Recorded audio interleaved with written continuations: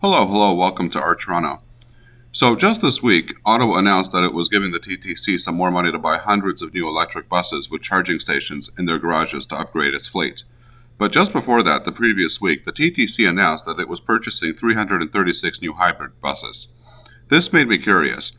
Why is the TTC bothering to buy more hybrid buses when these new electric buses are available, and while it's planning to have a zero emissions fleet by 2040? But not to worry, I've cracked the TTC's secret. Well, in order to find out the answer to this question, we have to look at what the operating costs are for each, to find out if this really makes any sense. It's okay, you can close your web browsers. I took some time to do some research online and was able to put together some numbers. Now, these are rough figures, but I believe that they are close. The numbers, of course, have a lot of variables in them, so it is not possible for these to be completely accurate. So here's the cost of a new bus for each of the following. A new Nova diesel bus, which is the one that the TTC mainly operates, costs about $600,000 new. A hybrid bus, on the other hand, costs $860,000, and then an electric one costs $1.3 million. Now keep in mind, too, that recharging these buses is not like filling them up with diesel that takes about 20 minutes. It can take at least several hours to fully recharge buses. So they're going to need to buy and install hundreds of these chargers for these electric buses at their garages. This is at an additional investment of millions of dollars up front. I spoke to a very reliable source inside the TTC that explained to me that the hybrid buses are self-recharging. Okay, fine. So I asked the bus driver while I was riding the bus. So I'm going to explain how the self-recharging hybrid works very quickly, because there may be some people that don't know how this works. So what happens is that the battery collects an electric charge from the wheels spinning and brakes braking that continuously recharges it.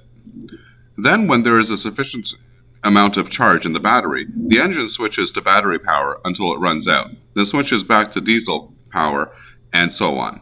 This means that the hybrid bus does not need to be plugged in to recharge, and therefore this power is at no additional cost. So let's get into the numbers. It turns out that the cost of running a regular diesel Nova bus costs on average 62 cents per kilometer. A hybrid bus will operate on average at a cost of 38 cents per kilometer, and a fully electric bus will cost on average 30 cents per kilometer.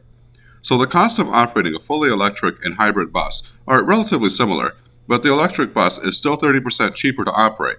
So why not get those? Well, the answer comes to initial upfront investment that has to be made into these electric buses.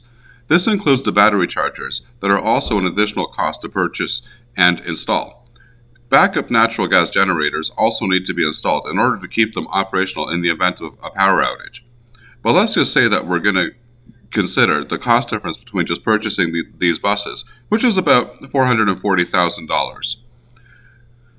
Let's see if the TTC could make its money back from these electric buses over the course of its lifetime. The expected lifetime of a city bus is about 15 years. And now let's say that a bus travels about 100 kilometers a day. So this means that each bus will travel 36,500 kilometers each year, which brings us to 547,000 kilometers.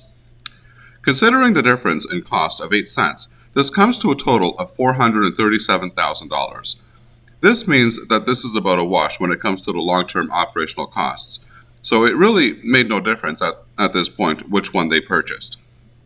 However, on the brighter side, in time electric bus technology will improve, become more available, and there should be an increase in demand and competition, which should eventually drive the price of these down.